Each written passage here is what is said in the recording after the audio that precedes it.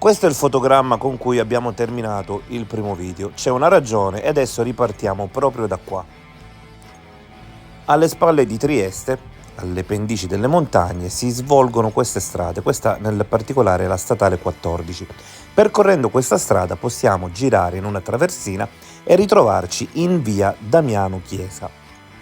Preparatevi perché adesso svolterò a sinistra imboccando una discesa che in soli 700 metri ci porterà in via Verrocchio numero 2, ovvero al domicilio di Sebastiano e di Liliana.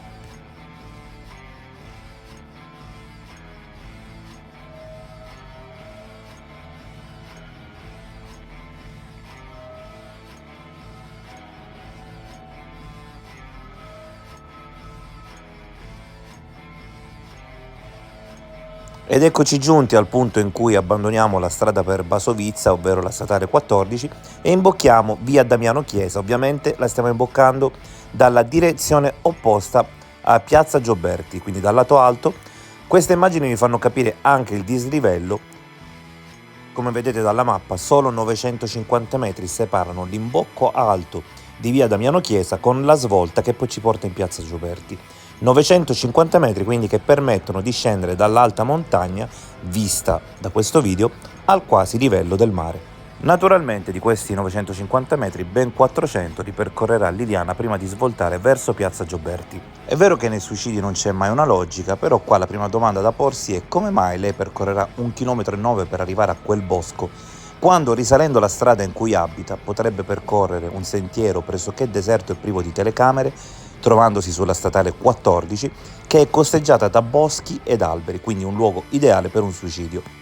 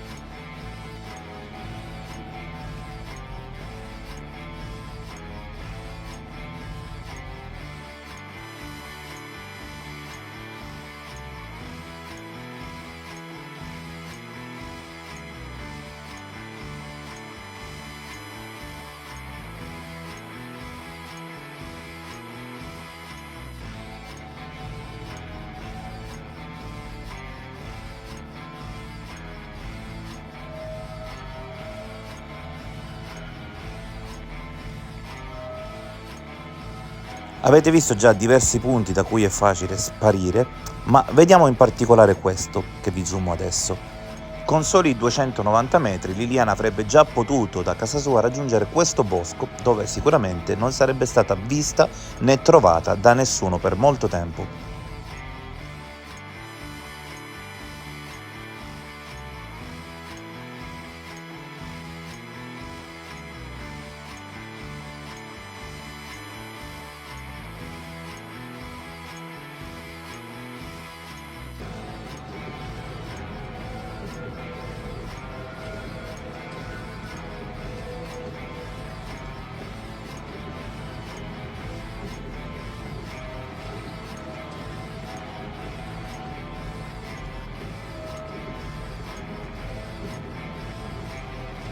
Tra pochi metri svolteremo a destra e saremo praticamente davanti casa sua.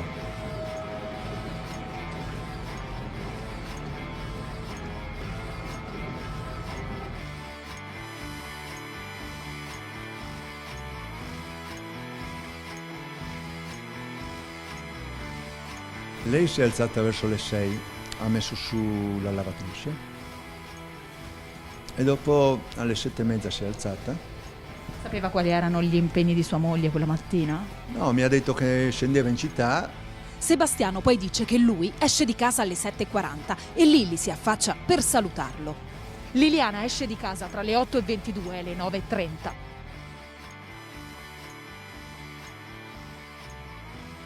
E adesso siamo proprio davanti alla sua abitazione, il suo portone però non è il primo ma il secondo, quello lì in fondo. Liliana Resinovic esce da casa in via Verrocchio 2 la mattina del 14 dicembre. tra le ore 8:22 e le 9:30. Il marito afferma che è andata a buttare la spazzatura in via Damiano Chiesa. C'è la scuola di polizia, ci sono le telecamere e di fronte ci sono i cassonetti. Dagli eventi di quel 14 dicembre emerge un intervallo di tempo che potrebbe essere la chiave per svelare il mistero. Si tratta di 58 minuti tra la telefonata della donna all'amico Claudio Sterpin alle 8:22 e il messaggio senza risposta del fratello Sergio alle 9:20. Gli inquirenti stanno confrontando le testimonianze raccolte effettuando le verifiche nei luoghi citati, dal negozio di telefonia dove Liliana non è mai arrivata alle pescherie dove il marito Sebastiano Visentin afferma di essersi recato quella mattina, prima di raggiungere il magazzino di coltelli. C'è la testimonianza di una fruttivendola che la vede passare davanti al suo negozio in via San Cilino alle 8:30. Sicura che fosse lei, riconosce anche il ciuffo biondo e dice che camminava con la testa abbassata. Ogni martedì Liliana Resinovic andava a casa di Claudio Sterpin per aiutarlo con le faccende domestiche. Anche in quella tragica mattina avrebbe dovuto recarsi dall'amico, ma alle 8:22 gli ha telefonato per avvisare che avrebbe fatto tardi. Prima devo andare al negozio di telefonia, avrebbe detto a Claudio, spiegando che doveva portare il telefono a riparare. Purtroppo in quel negozio non c'è mai arrivata. Inoltre i suoi oggetti personali, i telefonini, il portafoglio sono stati trovati nell'abitazione. Questo è uno degli interrogativi al vaglio degli inquirenti. Perché avrebbe lasciato il telefonino a casa se avrebbe dovuto portarlo a riparare? Alle 9:20 il fratello Sergio Resinovic ha mandato un messaggio a Liliana. Ogni mattina le scriveva, ma quella mattina non ha ricevuto risposta. Questo può essere un indizio del fatto che possa essere successo qualcosa tra l'ultima telefonata a Claudio Sterpin e quel messaggio. Successivamente lo stesso Claudio ha provato a chiamare la donna alle 10:45 e alle 11:30, ma nessuno ha risposto. La cronologia degli eventi accertati di quella mattina si incrocia con il racconto del marito Sebastiano Visentin. Lui ha dichiarato di essere uscito di casa in auto alle 7:40, quindi prima della telefonata di Liliana a Claudio, per fare il giro di ritiro e consegne presso le pescherie clienti e poi raggiungere il laboratorio dei coltelli alle 9:20 in via Sette Fontane. Questo sarebbe l'alibi fornito dal marito per escludere un suo coinvolgimento in quei 58 minuti. La cugina di Liliana ha affermato che gli orari del 14 dicembre che Sebastiano ha raccontato a lei sarebbero diversi da quelli che ha raccontato in TV. Comunque gli inquirenti stanno verificando il suo percorso, interrogando il personale delle pescherie e analizzando le immagini raccolte dalle telecamere di sicurezza. Certezze acquisite negli ultimi giorni. Una telecamera, non si sa bene quale, la riprende con una borsa della spazzatura che butterà probabilmente in questi cassonetti che si trovano a 20 metri dall'ingresso di via Verrocchio. Dopodiché inizia questa discesa.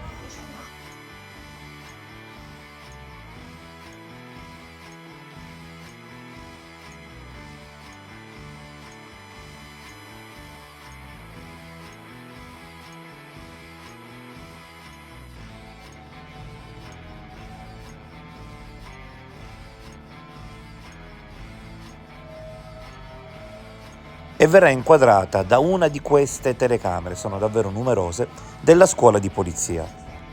In questo momento lei ha quindi percorso 260 metri da quando è uscita da via Verrocchio e ha iniziato a scendere.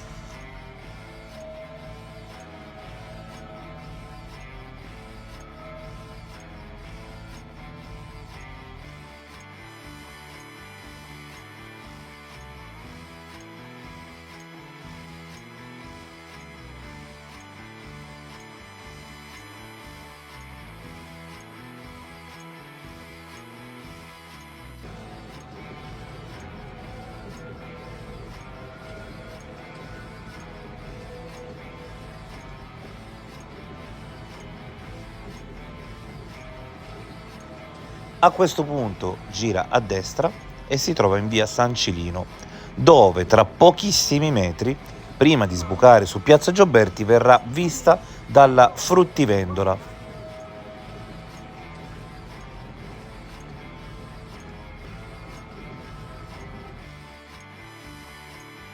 Qua è passata, proprio per di qua è passata, io ero sul banco, fuori, diciamo, dentro e ho vista, ho notato molto triste.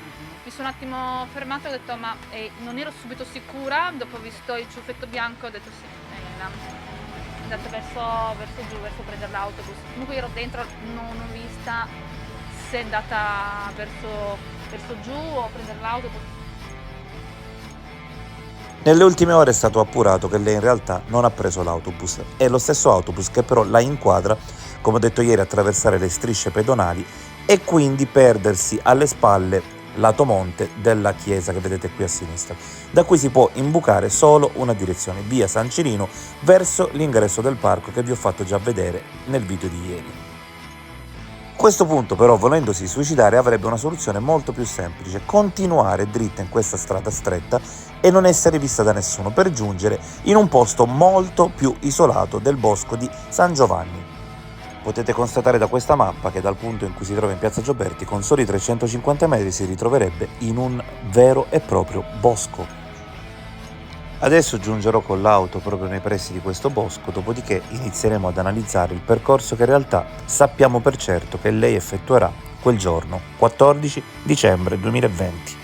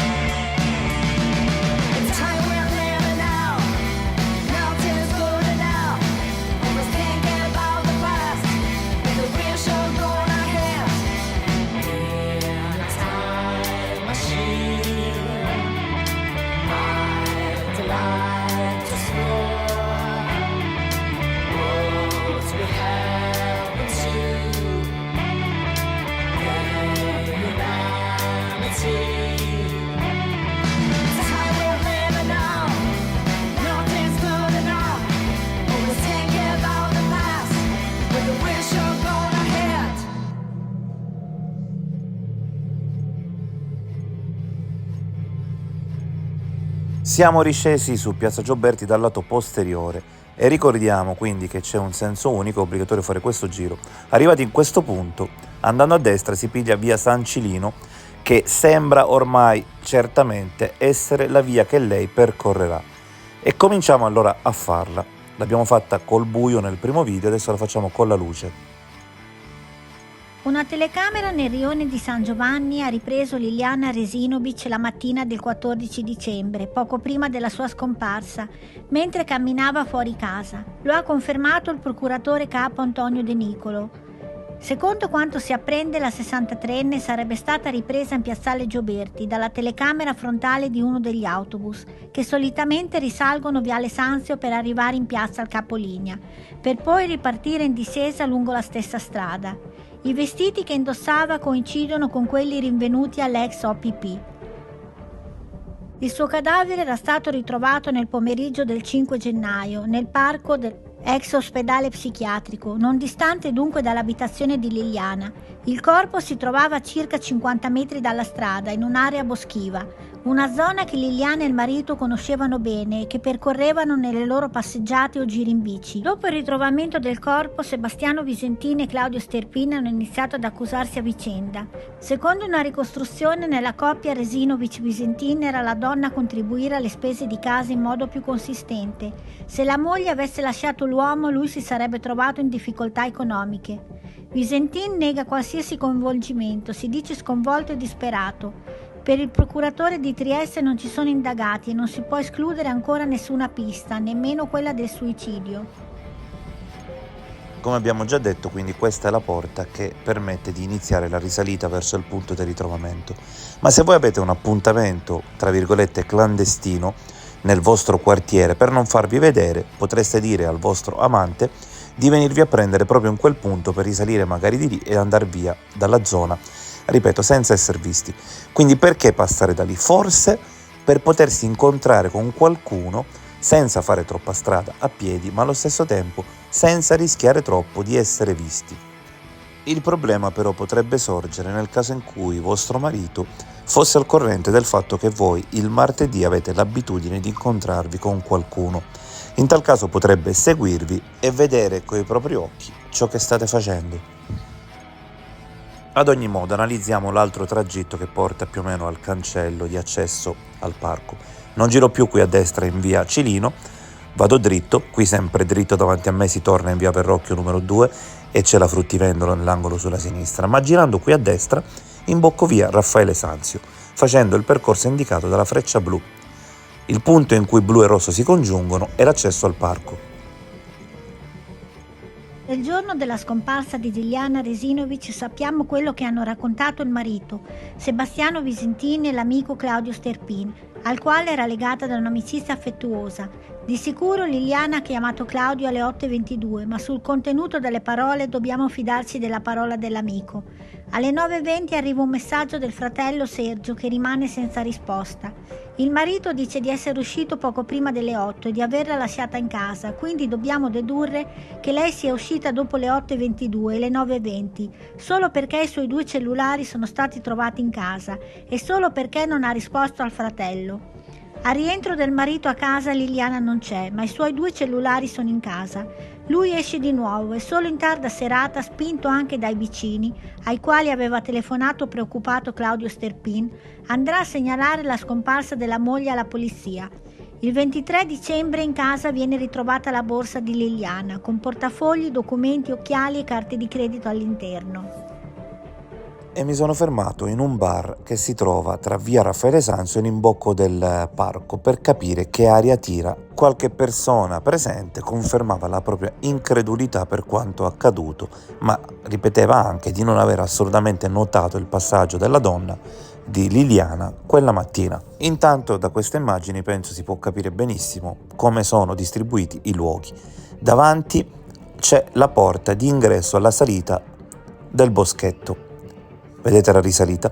Mentre virando con la telecamera a destra si vede già da questa distanza molto bene piazzale Gioberti coi suoi autobus fermi. Lo vedete laggiù. Adesso sto quindi andando a imboccare l'ingresso del parco provenendo da via Raffaele Sanzio, ma ricordandovi che la via che subito ci sarà qui a destra prima dell'ingresso è proprio la via Cilino, che ormai sembra essere certamente quella da lei percorsa. Vedete un luogo sicuramente isolato, ideale per un incontro, qui a destra la via Cilino. Ho accennato però prima alla possibilità che a questo incontro assista il marito, volontariamente o involontariamente, perché è possibile che anche involontariamente Sebastiano si sia trovato lì quella mattina.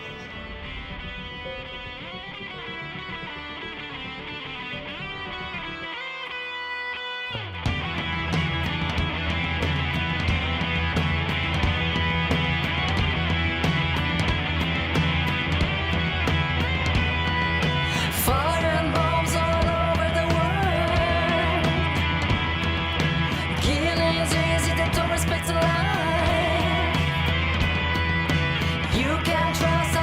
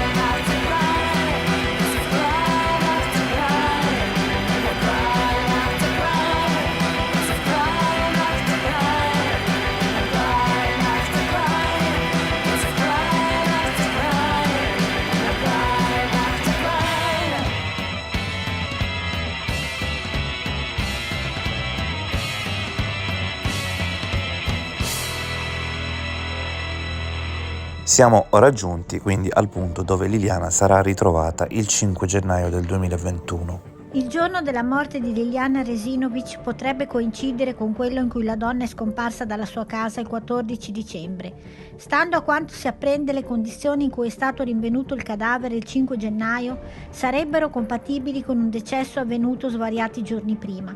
Il corpo della triestina è stato trovato tra la vegetazione del parco dell'ex ospedale psichiatrico di San Giovanni, non lontano dalla casa che divideva con il marito Sebastiano Visentin, infilato in 2 sacchi neri, a formarne uno. La testa era avvolta in 2 sacchetti di plastica trasparenti. Lo stato in cui è stato trovato il cadavere, viste anche le condizioni meteo del periodo invernale e una relativa protezione data dai sacchi neri, potrebbe essere compatibile con una morte avvenuta una ventina di giorni prima. La tesi attualmente più accreditata tra gli inquirenti è che la donna si sia allontanata a piedi da sola, per poi sparire nei giardini dell'ex ospedale psichiatrico, dove potrebbe essersi tolta la vita. Chi non crede all'idea del suicidio è Claudio Sterpin, l'amico che Resinovic avrebbe dovuto vedere la mattina della scomparsa. Non credo affatto all'idea del suicidio, ha detto la settimana scorsa durante un'intervista a una trasmissione televisiva. La mattina dell'incontro mi ha chiamato ed era serena, avevamo anche già deciso tutto. Giovedì avrebbe dovuto parlare col marito e sabato avremmo dovuto andare via insieme. Qualcuno gliel'ha impedito. Continuano nel frattempo le indagini condotte dalla squadra mobile e coordinate dalla procura in attesa degli esiti degli esami tossicologici. Non torna, è il solito suicidio che non torna, perché la posizione in cui Liliana viene ritrovata è adiacente o quasi alla rete, a un edificio e a una strada. Una persona che vuole togliersi la vita lo fa in una posizione occultata, oltretutto è in presenza di un bosco, per cui la soluzione per nascondersi bene non le manca di certo. Inoltre l'unico ingresso ufficiale del parco è a circa 150 metri, dove si fermano gli autobus. Quindi lei percorrerebbe tutta la parte interna del bosco dove non può essere vista da nessuno, è arrivata in prossimità del punto in cui invece può benissimo essere vista da tanta gente, perché di tanta gente passa la mattina alle 9:20, decide di uccidersi in questo modo così complicato, per non dire assurdo.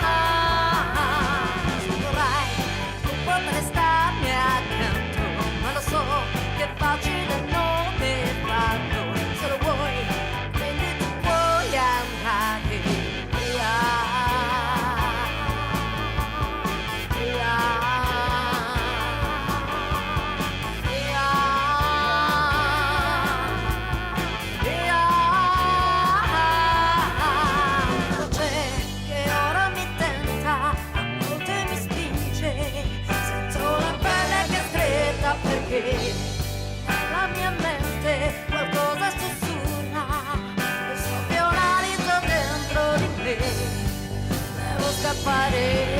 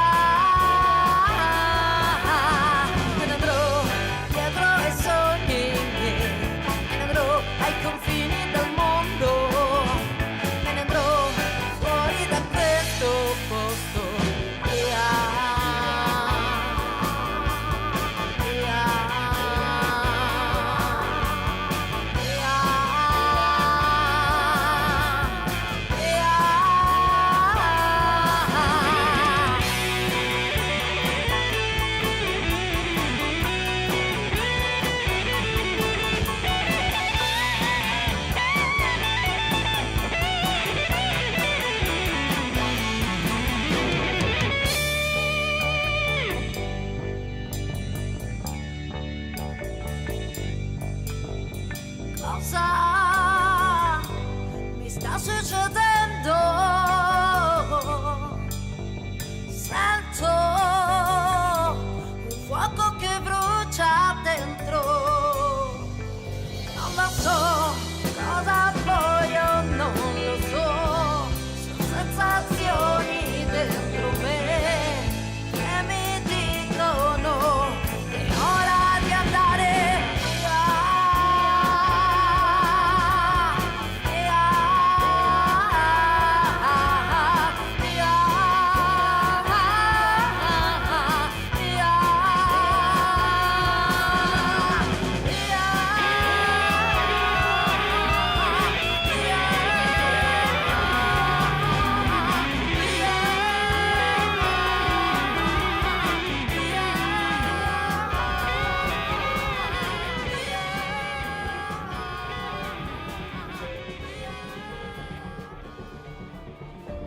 Le novità sulle ultime ore di Lilly. In sede autoptica è stato accertato che la crescita pilifera sul corpo di Liliana era impercettibile o assente. In quei giorni la donna, che era estremamente curata, si era sottoposta a depilazione perché frequentava con il marito una sauna per naturisti. La mancata ricrescita lascia pensare che Lilly sia quindi morta o il giorno stesso della scomparsa o nei giorni immediatamente successivi e che potrebbe non essere stata sequestrata, come hanno pensato in un primo momento gli inquirenti. Sui sacchetti trovati sul corpo ci sono solo le impronte di Lilly, quindi o il suicidio è sempre plausibile o il presunto assassino indossava i guanti. Tuttavia sul terreno circostante al luogo del ritrovamento del corpo non c'è traccia del passaggio di un'altra persona. Ma non si sa come abbia raggiunto quel bosco, in cui il marito afferma di essere stato spesso con lei in primavera, per via dell'eccezionale varietà della flora.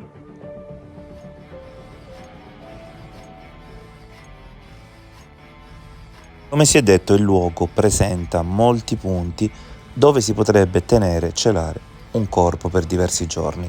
Il più semplice è quello che ha fatto anche vedere la TV. È una grotta, come detto già ieri, che si trova proprio nei sotterranei della chiesetta. La chiesetta è alle spalle di questo edificio, c'è un sentiero molto semplice per raggiungerla, che vi faccio vedere adesso. È comunque doveroso sottolineare che le TV hanno fatto molta confusione, perché all'interno di questo parco ci sono le strade dove effettivamente la gente gira coi cani, fa jogging e tant'altro, ma nelle zone recintate come quella in cui viene poi ritrovata Liliana invece è impossibile accedere. Infatti lì non incontrate anima viva, non è un punto dove si può entrare, c'è scritto anche palesemente che è vietato l'ingresso. È un punto strano per un suicidio, però attenzione, è sicuramente un punto di passaggio. Non vi vede nessuno di notte, tagliate dalla parte bassa del quartiere San Giovanni, lasciate il corpo e andate via poi dalla statale, che ricongiungete qui uscendo dall'archetto, come ieri vi ho fatto vedere.